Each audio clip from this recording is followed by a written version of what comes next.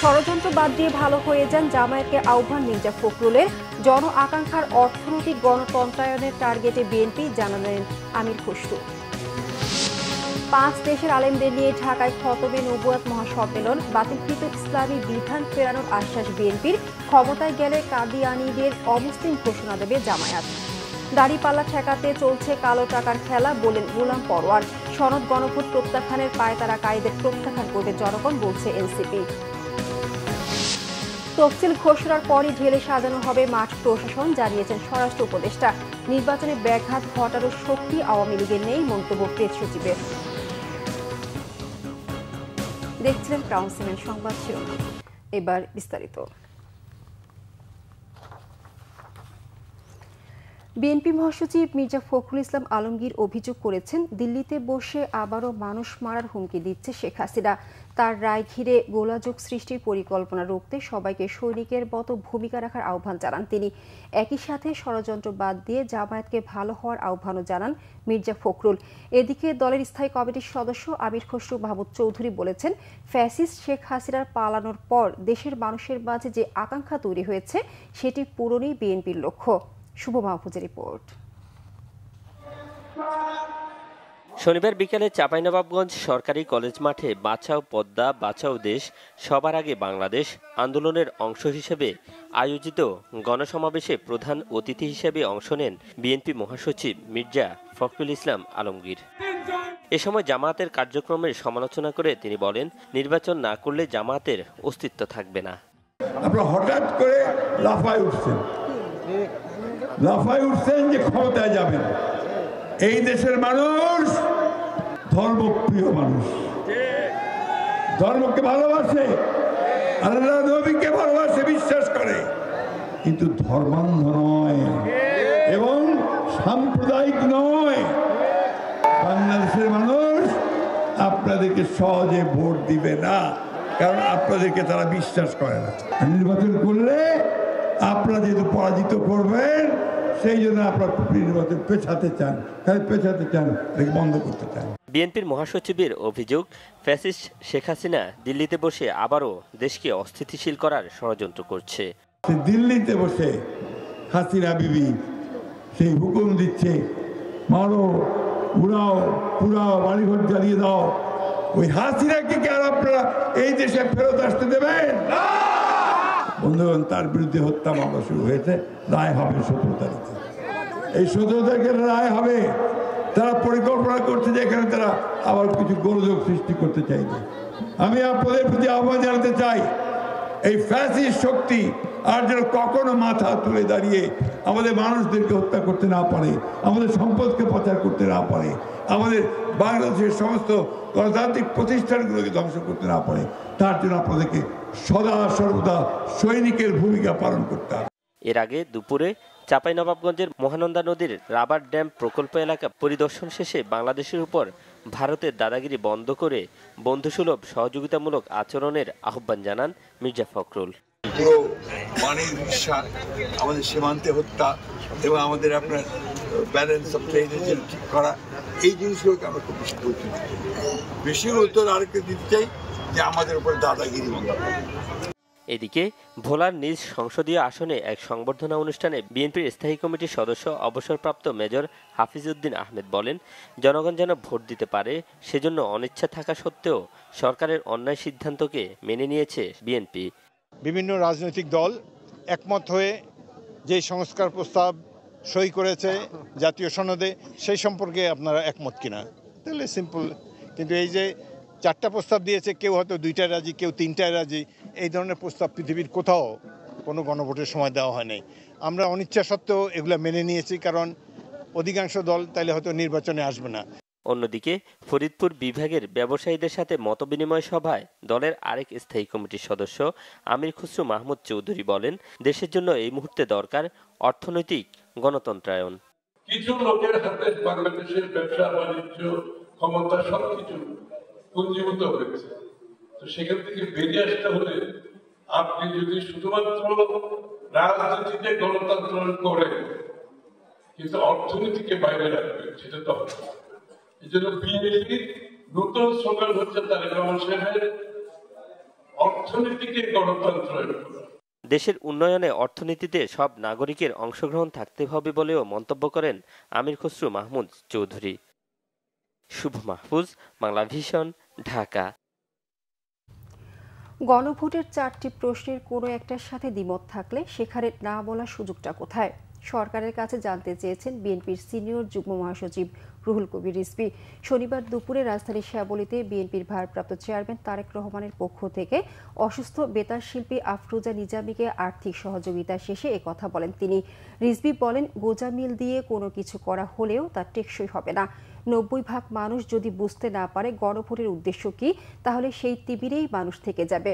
সাধারণ মানুষ যাতে বুঝতে পারে সেই আলোকে গণভোট আয়োজনের পরামর্শ দেন রিজভী। দেশের পরিস্থিতি ক্রমান্বয়ে ঘোলাটে হচ্ছে উল্লেখ করে রিজভী অভিযোগ করেন, পতিত স্বৈরাচার বিপুল পরিমাণ টাকা নিয়ে বসে আছে দেশে নাশকতা সৃষ্টির জন্য। তারা দেশে ভয়াবহ পরিস্থিতি তৈরি করতে চায়। আগুন সন্ত্রাসের সংস্কৃতি তারাই তৈরি করেছে, এখন আবার সেটা শুরু করেছে। শেখ হাসিনার কাছে মানুষের রক্তের চেয়ে ক্ষমতা বড় ছিল। তখনকার আইন শৃঙ্খলা বাহিনীর সাথে তার কথোপকথনেই তা প্রমাণ হয়েছে। বিপুল টাকা নিয়ে বিভিন্ন জায়গায় বসে আছে, পার্শ্ববর্তী দেশ থেকে সে তার কলকাঠি নাড়াচ্ছে এবং এমন ধ্বংসাত্মক নাশকতামূলক কাজ করছে যেখানে মানুষের জীবনহানি হচ্ছে।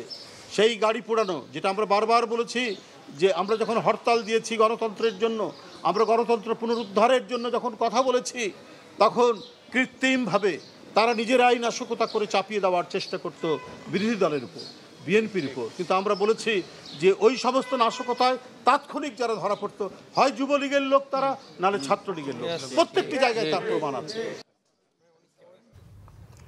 5টি দেশের আলেম ওলামাদের নিয়ে ঢাকায় প্রথমবারের মতো অনুষ্ঠিত হলো আন্তর্জাতিক খতমে নবুয়াত মহাসম্মেলন। সম্মেলনে যোগ দিয়ে বিএনপির স্থায়ী কমিটির সদস্য সালাউদ্দিন আহমেদ জানান, সকল দল একসাথে থাকলে সংবিধান থেকে সরিয়ে ফেলা ইসলামিক বিধানগুলো ফিরিয়ে আনবে বিএনপি। আর ক্ষমতায় গেলে কাদিয়ানীদের অমুসলিম ঘোষণা করা হবে বলে জানান জামায়াতে ইসলামীর সহকারী সেক্রেটারি জেনারেল রফিকুল ইসলাম খান। কাদিয়ানীদের রাষ্ট্রীয়ভাবে অমুসলিম ঘোষণার দাবিতে গণস্বাক্ষর ও ডিসিদের স্মারকলিপি দেওয়া শেষে ডিসেম্বরে জাতীয় সম্মেলনে ঘোষণা দেওয়া হয় মহাসম্মেলন থেকে। মুবাশির আহমেদের রিপোর্ট। খতমে নবুয়াত সংরক্ষণ কমিটি বাংলাদেশ আয়োজিত আন্তর্জাতিক খতমে নবুয়াত মহাসম্মেলনে শনিবার রাজধানী সোহরাওয়ার্দী উদ্যানে যোগ দেন সৌদি আরব, পাকিস্তান, মিশর, ভারত ও বাংলাদেশের শীর্ষ আলেমেরা। যোগ দেন বিএনপি সহ দেশের ইসলামী সমমনা দলগুলোর নেতারাও। সম্মেলন থেকে কাদিয়ানীদের রাষ্ট্রীয়ভাবে অমুসলিম ঘোষণা করার জোর দাবি তোলেন ইসলামিক সমমনা দলগুলোর নেতারা। কাদিয়ানীদেরকে অমুসলিম কাফের ঘোষণা করে সংসদে আইন পাস করবেন, এটা আমাদের এই সোহরাওয়ার্দী উদ্যান থেকে আজকে দাবি থাকবে।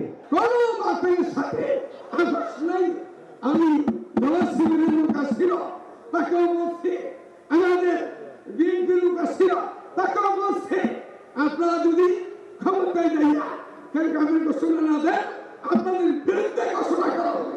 যদি প্রয়োজন হয় আবার বাতিলের মতো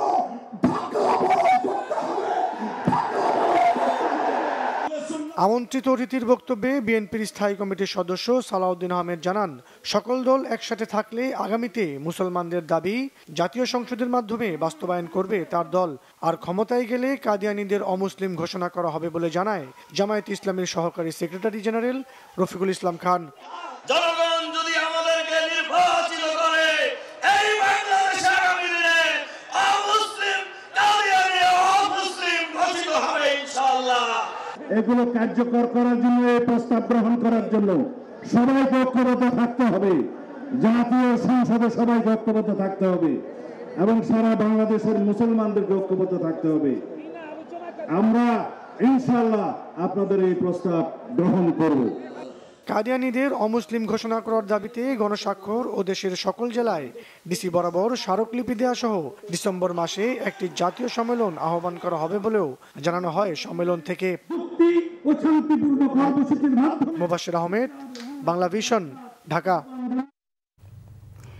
জামায়াতে ইসলামীর সেক্রেটারি জেনারেল অধ্যাপক মিয়া গোলাম পরোয়ার বলেছেন, আবারও 2014, 18 ও 24 সালের মতো নির্বাচন হলে জাতির ভাগ্যে দুর্ভোগ নেমে আসবে।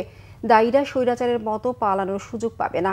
শনিবার খুলনার 0 পয়েন্টে জামায়াতে ইসলামীর ভোটার সমাবেশে যোগ দিয়ে তিনি একথা বলেন। গোলাম পরোয়ার আরও বলেন, দাঁড়িপাল্লাকে ঠেকানোর জন্য বস্তা ভরা কালো টাকার খেলা চলছে।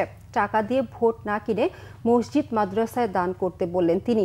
খুলনা 5 আসনের দাঁড়িপাল্লার প্রার্থী গোলাম পরোয়ার বলেন, আগামী নির্বাচন স্বচ্ছ করার জন্য প্রশাসনকে নিরপেক্ষ থাকতে হবে। গেল বছরগুলোর মতো নির্বাচন হলে দুর্ভোগ নেমে আসবে বলেও হুঁশিয়ারি দেন তিনি। এবারের নির্বাচন যদি 14, 18, 24-এর মতো নির্বাচন হয়, জাতির ভাগ্যে দুর্ভোগ নেমে আসবে। ভোট কেন্দ্রগুলো পাহারা দেবেন, ভোটারদের জন্য ভয়ভীতি, কালো টাকা দিয়ে প্রচন্ড চাপ সৃষ্টি করা না হয়। প্রত্যেক দল এবং প্রার্থী সমান সুযোগ দিয়ে যেন নির্বাচনী কাজ করতে পারে। আগে যারা দলের পক্ষে কাজ করেছে, সেই ওসি, পুলিশ, এসপিরা সব পালিয়ে গেছে। তারা এখন ট্রাইব্যুনালে হাজির। প্রধান বিচারপতি পালিয়ে গেছে, বাইতুল মুকাররমের খতিব পালিয়ে গেছে, ডিআইজি পালিয়ে গেছে, পুলিশ কমিশনার পালিয়ে গেছে, ওসিরা চাকরি ছেড়ে বর্ডার দিয়ে ইন্ডিয়ায় চলে গেছে। আপনাদের বিরুদ্ধেও যদি সেই অভিযোগ আসে, আপনারা কি দেবার পালাবার পথ পাবেন না। জুলাই পরবর্তীতে রাজনৈতিক দলগুলোর অনৈক্য দেশের অগ্রযাত্রায় সবচেয়ে বড় অন্তরায় বলেছেন জাতীয় নাগরিক পার্টি এনসিপি নেতারা। দলটির সদস্য সচিব আক্তার হোসেন বলেছেন, সনদ দিয়ে গণভোট যারা প্রত্যাখ্যানের পায়তারা করবে, জনগণ তাদেরকেই প্রত্যাখ্যান করবে। রিপোর্ট মহিবুল্লাহ মুহিবের। সম্মানিত নেতাকর্মীবৃন্দ, রাজধানীর ফার্মগেট এলাকায় কৃষি গবেষণা কাউন্সিল মিলনায়তনে অনুষ্ঠিত হয় তরুণ কৃষি উদ্যোক্তা, জাতীয় অর্থনীতির নতুন শক্তি, টেকসই কৃষি উদ্ভাবনী ও সবুজ ভবিষ্যতের পথে তরুণদের অঙ্গীকার শীর্ষক আলোচনা সভা। এতে অংশ নেন জাতীয় নাগরিক পার্টি এনসিপির সদস্য সচিব আখতার হুসাইন। এ সময় তিনি জুলাই জাতীয় সনদ বাস্তবায়ন প্রক্রিয়ায় গোজামিলের অভিযোগ তোলেন। সনদ নিয়ে কয়েকটি দলের অবস্থানের সমালোচনা করেন আখতার। জুলাই সনদের বিষয় নিয়ে অনেকগুলো দল যে ধোঁয়াশার জায়গা তৈরি করছেন, সেটাকে আমরা সন্দেহের চোখে দেখি। কিন্তু ইদানিং একটি দলের নেতারা চূড়ান্তভাবে গণভোটের রায়কে প্রত্যাখ্যান করার মতামত ব্যক্ত করছেন। তারা গণভোটে না দেওয়ার জন্য ক্যাম্পেইন করেছেন, কিন্তু বাংলাদেশের জনগণ সেটাকে প্রত্যাখ্যান করেছে। তারা সেই ক্যাম্পেইন থেকে তারা সরে আসতে তারা বাধ্য হয়েছেন। কিন্তু তারপরেও এখনো পর্যন্ত তারা বাংলাদেশের জনগণের রায়কে শ্রদ্ধা দেখাবেন, সেই ধরনের কোনো মতিগতি আমরা সেই রাজনৈতিক দলের মধ্যে প্রত্যক্ষ করছি না। এ সময় দলটির যুগ্ম আহ্বায়ক সামান্তা শারমিন বলেন, বাংলাদেশের রাজনীতি এখনো ঔপনিবেশিক ধারা থেকে বের হতে পারেনি। আর দলটির যুগ্ম মুখ্য সমন্বয়ক হান্নান মাসুদ বলেছেন, জনগণের টাকায় ভর্তুকি দিয়ে তৈরি করা সার পার্শ্ববর্তী দেশে পাচার হয়, অথচ দেশের কৃষকরা সার পায় না। এই লুটেরাদের হাত থেকে দেশকে রক্ষা করার আহ্বান জানান তারা। পার্লামেন্টে আল্লাহ আমাদের সুযোগ দেয় এবং দেশের মানুষ যদি আমাদেরকে ম্যান্ডেট দেয়, এই রাষ্ট্র কাঠামোতে, এই সরকারের ব্যবস্থায় কত রকমের সিন্ডিকেট আছে, কত রকমের বাধা আছে, কত রকমের এই লোকাল গভর্নমেন্টকে শক্তিশালী না করার পিছনে কত রকমের বাধা কাজ করে, এগুলো সব কিছু আমরা বলে দিতে চাই। আওয়ামী লীগ আমলেই কৃষির যন্ত্রপাতি বিতরণের জন্য, বিনামূল্যে বিতরণের জন্য কয়েক হাজার কোটি টাকা বরাদ্দ করা হয়েছিল এবং তার মধ্যে থেকে প্রায় 4,500 ট্রাক্টর কিনা হয়েছে। তার মধ্যে একটা ট্রাক্টরও কৃষকদের কাছে পৌঁছায় নাই। আগামীতে জাতীয় সংসদে আধিপত্যবাদ এবং লুটেরাদের বিরুদ্ধে প্রতিবাদ অব্যাহত রাখতে এনসিপি ভূমিকা রাখবে বলেও উল্লেখ করেন বক্তারা। বাংলাদেশের যে কৃষি সম্প্রসারণ। মুহিবুল্লাহ মুহিব, বাংলা ভিশন, ঢাকা। স্বরাষ্ট্র উপদেষ্টা অবসরপ্রাপ্ত লেফটেন্যান্ট জেনারেল মোহাম্মদ জাহাঙ্গীর আলম চৌধুরী বলেন, তফসিল ঘোষণার পরই নির্বাচনের জন্য লটারির মাধ্যমে মাঠ প্রশাসন ঢেলে সাজানো হবে। শনিবার দুপুরে পটুয়াখালী সার্কিট হাউসে তিনি একথা বলেন। নির্বাচনের 9 দিনের জন্য বিশেষ আইন শৃঙ্খলা রক্ষা বাহিনী মাঠে নামবে। এর মধ্যে নির্বাচনের আগে 5 দিন, নির্বাচনের দিন এবং নির্বাচনের পরের 3 দিন কঠোর নিরাপত্তা ব্যবস্থা বহাল থাকবে। তবে দেশের পরিস্থিতি অনুযায়ী এই সময়সীমা সমন্বয় করা হতে পারে বলে জানান স্বরাষ্ট্র উপদেষ্টা। আইন শৃঙ্খলা পরিস্থিতি নিয়ে উপদেষ্টা বলেন, সেনাবাহিনীর 30,000 সদস্য এখন মাঠে আছে। নির্বাচনের সময় প্রায় 1 লাখ সেনা সদস্য মোতায়েন থাকবে। আমাদের এখানে সেনাবাহিনী আছে মাঠে 30,000 প্লাস। হয়তো আস্তে আস্তে হয়তো আমরা তাদের উঠাবো এক সময়। আর এরপরে ওই সময় আমরা প্রায় 1 লাখের মতো সেনাবাহিনী নিব, প্রায় 1,50,000-এর মতো আমাদের পুলিশ থাকবে, 35,000-এর মতো আমাদের বিজিবি থাকবে, প্রায় নেভি থাকবে প্রায় 5,000-এর মতো, কোস্টগার্ড থাকবে প্রায় 4,000-এর মতো, র্যাক থাকবে প্রায় 8,000-এর মতো, প্লাস আনসার থাকবে প্রায় 5.5 লাখ টাকার মতো, প্লাস আমরা এবার বডি ক্যাম্প কিনে দিচ্ছি পুলিশের। এই জন্য ইলেকশন খুব শান্তিপূর্ণভাবে হবে এবং কোথাও কোনো রকমের কোনো অসুবিধা হবে না। প্রধান উপদেষ্টার প্রেস সচিব শফিকুল আলম বলেছেন, আওয়ামী লীগের তৃণমূল ভেঙে গেছে বা প্রতিদ্বন্দ্বী দলগুলোতে মিলিয়ে গেছে। এই পরিস্থিতিতে নির্বাচনে ব্যাঘাত ঘটানোর মতো শক্তি তাদের হাতে নেই। শনিবার সকালে সামাজিক যোগাযোগ মাধ্যম ফেসবুকে নিজের ভেরিফাইড অ্যাকাউন্টে দেয়া এক স্ট্যাটাসে তিনি এ মন্তব্য করেন। তিনি বলেন, বিএনপি সংসদীয় আসনের প্রার্থীদের তালিকা প্রকাশ করলে ব্যাপক বিশৃঙ্খলা দেখা দিতে পারে এমন শঙ্কা ছিল সর্বত্র। অনেকেই ধারণা করেছিলেন শত শত প্রত্যাশী প্রার্থী সিদ্ধান্ত মানতে অস্বীকৃতি জানাবেন, বিক্ষোভ করবেন, এমনকি দলীয় মনোনীত প্রার্থীদের সমর্থকদের সঙ্গে সংঘর্ষ বাধতে পারে। কিন্তু 1-2টি ক্ষুদ্র ঘটনার বাইরে পুরো ঘোষণা প্রক্রিয়া আশ্চর্যজনকভাবে শান্তিপূর্ণ ছিল। আওয়ামী লীগ দীর্ঘদিন ধরে দাবি করে এসেছে যে তাদের বিশাল তৃণমূল নেটওয়ার্ক আছে যা যে কোনো নির্বাচন ব্যাহত করতে সক্ষম, কিন্তু গত কয়েকদিনের ঘটনা প্রবাহ প্রমাণ করেছে তাদের বাস্তব মাঠ সংগঠনের ক্ষমতা অত্যন্ত সীমিত। দলটি এখন মূলত ভাড়াটে কিছু টোকাই শ্রেণীর সমস্যা সৃষ্টিকারীর উপর নির্ভরশীল, যারা পরিত্যক্ত বাসে আগুন ধরানো, 30 সেকেন্ডের ঝটিকা মিছিল করা কিংবা সামাজিক যোগাযোগ মাধ্যমে এআই ভিত্তিক বিভ্রান্তি ছড়ানোর মতো কাজ করতে পারে। ফলে দলটি কার্যত ফেসবুক নির্ভর এক প্রতিবাদী গোষ্ঠীতে পরিণত হয়েছে, যার মাঠে কোনো উল্লেখযোগ্য সাংগঠনিক শক্তি নেই। বিএনপি চেয়ারপারসনের পররাষ্ট্র বিষয়ক উপদেষ্টা কমিটির বিশেষ সহকারী ইশরাক হোসেন বলেছেন, ভবিষ্যতে যারাই সরকার কিংবা বিরোধী দলে যাবে সবাইকে সাথে নিয়ে সমৃদ্ধ বাংলাদেশ গড়তে কাজ করবে বিএনপি। প্রয়াত বীর মুক্তিযোদ্ধা সাদেক হোসেন খোকার 6ষ্ঠ মৃত্যুবার্ষিকী উপলক্ষে শনিবার ঢাকা মহানগর দক্ষিণ ওয়ারী থানার 34 নম্বর ওয়ার্ড আয়োজিত স্মরণ সভা ও দোয়া মাহফিলে একথা বলেন তিনি। বলেন, গণতন্ত্রকামী দল একসাথে থাকলে বহিঃশত্রু হামলা করতে পারবে না। আওয়ামী লীগের মতো ফ্যাসিস্ট দল বাংলাদেশে গণতন্ত্র বিকশিত হতে দেয়নি উল্লেখ করে বিএনপি নেতা ইশরাক হোসেন বলেন, আওয়ামী লীগ ঘরে ঘরে চাকরি দেওয়ার কথা বলে ঘরে ঘরে লাশ উপহার দিয়েছে। এ সময় বীর মুক্তিযোদ্ধা প্রয়াত সাদেক হোসেন খোকার বর্ণাঢ্য রাজনৈতিক জীবন নিয়ে আলোচনা করেন বক্তারা। দাস না, কোনো দলেরও দাস না, কোনো ব্যক্তিরও দাস না। এই দেশের প্রত্যেকটি নাগরিক তারা সমান অধিকার নিয়ে বসবাস করবে, সমান মর্যাদা নিয়ে বসবাস করবে, এবং এটাই হচ্ছে এই কারণেই বাংলাদেশটা প্রতিষ্ঠা হয়েছিল। যারাই নির্বাচিত হবে তারা সরকার পরিচালনা করবে, যারা বিরোধী দলে থাকবে তারা বিরোধী দলে থাকবে, কিন্তু আমরা পাশাপাশি সহ অবস্থান করে আমরা একসাথে বসবাস করতে চাই। আমরা বাংলাদেশকে একটা শক্তিশালী সমৃদ্ধ রাষ্ট্র হিসেবে গড়ে তুলতে চাই, যাতে কোনো বহির্শত্রু বাইরের দেশের কোনো দেশ এসে আমাদের উপরে ছড়ি পুরাতে না পারে, সেই বাংলাদেশ আমরা গড়ে দিতে চাই। রংপুরে ব্যবসায়ী আশরাফুল হককে 26 টুকরা করে হত্যার ঘটনায় তার ঘনিষ্ঠ বন্ধু জজিজুল ইসলাম ও তার বান্ধবী শামিমা আক্তার ওরফে কোহিনুরকে গ্রেফতার করেছে ডিবি ও র্যাব। ওই 2 আসামির 5 দিনের রিমান্ড মঞ্জুর করেছে আদালত। তবে খুনের উদ্দেশ্য নিয়ে 2 রকমের তথ্য জানাচ্ছে র্যাব ডিবি বলছে ত্রিভুজ প্রেমের বলি আশরাফুল, আর র্যাব জানায় ব্ল্যাকমেইল করে টাকা আদায়ের উদ্দেশ্য ছিল খুনিদের। বিস্তারিত জানাচ্ছেন জিয়া খান। বৃহস্পতিবার বিকেলে হাইকোর্ট সংলগ্ন জাতীয় ঈদগাহ মাঠের সামনে থেকে উদ্ধার করা হয় নীল রঙের 2টি ড্রাম। ভেতর থেকে 26 টুকরা খণ্ডিত মরদেহ উদ্ধার করে পুলিশ। ফিঙ্গারপ্রিন্ট সহায়তা জানা যায় টুকরোগুলো রংপুরের ব্যবসায়ী আশরাফুল হকের। খুনের ঘটনায় শুক্রবার রাতে দাউদকান্দি থেকে ডিবি গ্রেফতার করে আশরাফুলের ঘনিষ্ঠ বন্ধু জরেজুল ইসলামকে। সেই রাতেই র্যাব কুমিল্লা থেকে গ্রেফতার করে জরেজের বান্ধবী শামিমা আক্তার ওরফে কোহিনুরকে। সংস্থা দুটির দাবি, হত্যাকাণ্ডে ব্যবহৃত চাপাতি, হাতুড়ি, দড়ি, স্কচ টেপও জব্দ করেছেন তারা। এছাড়া ভিকটিমের রক্তমাখা জামাকাপড়ও উদ্ধার করে সংস্থা দুটি। র্যাব জানায়, ব্ল্যাকমেইল করে টাকা হাতিয়ে নেওয়ার উদ্দেশ্যেই রংপুর থেকে ঢাকার শনিরাখড়ায় আশরাফুলকে নিয়ে আসে জরেজ। ধারণ করা হয় শামিমার সাথে আশরাফুলের অন্তরঙ্গ ভিডিও।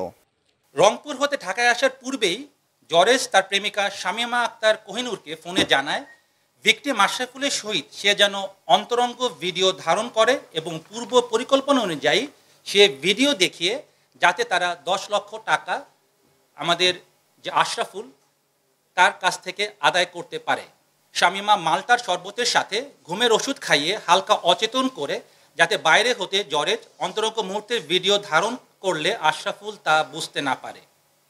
পরবর্তীতে যখন একান্ত সময় কাটায় তখন জরেজ বাইরে হতে ভিডিও ধারণ করে থাকে। ডিবি বলছে জরেজ ও শামীমা স্বামী স্ত্রী পরিচয়ে বাসা ভাড়া নেয় শনির আখড়ায়। এ সময় আশরাফুলের অনৈতিক চাওয়া নিয়ে তার সাথে দ্বন্দ্ব হয় জরেজের। যেটা একটা ত্রিভুজ প্রেমের কাহিনী, আসলে হত্যাকাণ্ডটা ঘটেছে এই প্রেম গঠিত সংকটে। যখন বাসার ভিতরে এসে জানতে পারছে যে তার বন্ধু শহীদুল তার উপর আসক্ত হয়ে গেছে, তার প্রতি আসক্ত হয়ে গেছে, তখন এ একটু অভিমানে চলে গেছে। বলছে যে আমি 3 বছর হলো, আমি যে কথাটা বললাম যে 3 বছর হলো এই মেয়ের সঙ্গে সম্পর্ক আমার, তুমি তাকে বড় ভাই ছোট বোন বলে জানো, সে তোমাকে বড় ভাই বলে সম্বোধন করে, এটা আমি জানি, এখন তুমি তার সঙ্গে শারীরিকভাবে করতে চাচ্ছ এটা কেন? এই অভিমানে জারেজুল কিন্তু বের হয়ে গেছে। এছাড়া জরেজের নেশা করার বিষয় নিয়েও দু রকমের তথ্য দিয়েছে র্যাব, ডিবি। আশরাফুল যখন পুরোপুরি অচেতন হয়ে পড়ে তখন জরেজ আশরাফুলের হাত দড়ি দিয়ে বেঁধে ফেলে এবং মুখ কস্টেপ দিয়ে আটকিয়ে দেয়। জরেজ এক পর্যায়ে অতিরিক্ত ইয়াবা সেবন করে উত্তেজিত হয়ে অচেতন থাকা ভিকটিম আশরাফকে হাতুড়ি দিয়ে এলোপাথারি পেটাতে থাকে। তার আঘাতে এবং মুখ স্কচ টেপ দিয়ে বাঁধা থাকায় শ্বাস না নিতে পেরে ঘটনাস্থলে ভিকটিম আশরাফুল মৃত্যুবরণ করেন। না, আমরা এরকম কিছু পাইনি, মাদকের কোনো সংশ্লিষ্টতা বা ওখানে যে সমস্ত ইয়াবা খেলে আপনি জানেন যে কিছু আলামত থাকবে, ওরকম কিছু পাওয়া যায়নি। আশরাফুলকে হত্যা থেকে শুরু করে 2টি নীল ড্রামে করে লাশ গুম এবং ঘাতকদের আত্মগোপনে চলে যাওয়ার পেছনে আরও কেউ জড়িত কিনা তাও খতিয়ে দেখছে আইনশৃঙ্খলা বাহিনী। জিয়া খান, বাংলা ভিশন, ঢাকা।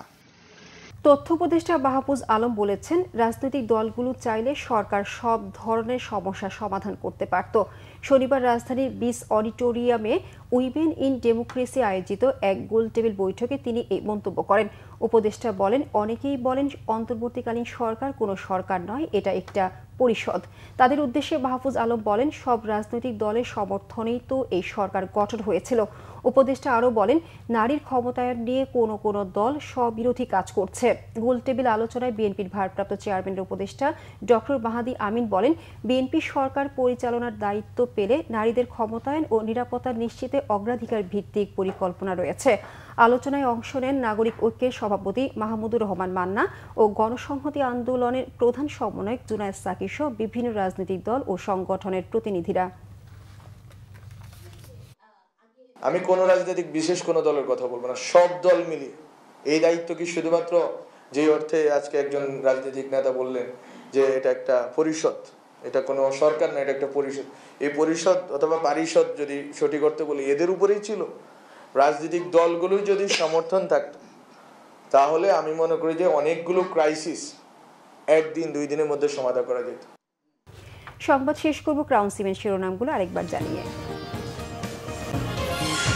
ষড়যন্ত্র বাদ দিয়ে ভালো হয়ে যান, জামায়াতকে আহ্বান মির্জা ফখরুলের। জন আকাঙ্ক্ষার অর্থনৈতিক গণতন্ত্রায়নের টার্গেটে বিএনপি, জানালেন আমির খসরু। 5 দেশের আলেমদের নিয়ে ঢাকায় খতমে নবুয়াত মহাসম্মেলন, বাতিলকৃত ইসলামী বিধান ফেরানোর আশ্বাস বিএনপির। ক্ষমতায় গেলে কাদিয়ানীদের অমুসলিম ঘোষণা দেবে জামায়াত। দাড়িপাল্লা ঠেকাতে চলছে কালো টাকার খেলা, বললেন গুলাম পরোয়ার। সনদ গণভোট প্রত্যাখ্যানের পায়তারা কায়েদের প্রত্যাখ্যান করবে জনগণ, বলছে এনসিপি। তফসিল ঘোষণার পরই ঢেলে সাজানো হবে মাঠ, প্রশাসন, জানিয়েছেন স্বরাষ্ট্র উপদেষ্টা। নির্বাচনে ব্যাঘাত ঘটানোর শক্তি আওয়ামী লীগের নেই, মন্তব্য প্রেস সচিবের। এই ছিল এখনকার মতো। পরের সংবাদ সকাল 7:30টায় দেখার আমন্ত্রণ রইল। এছাড়া বাংলাদেশের সংবাদ ও সংবাদ সংশ্লিষ্ট অনুষ্ঠান দেখতে ভিজিট করুন www.bbds24.com ও facebook.com/bangladeshnews এবং সাবস্ক্রাইব করুন youtube.com/bangladeshnews। ধন্যবাদ সবাইকে।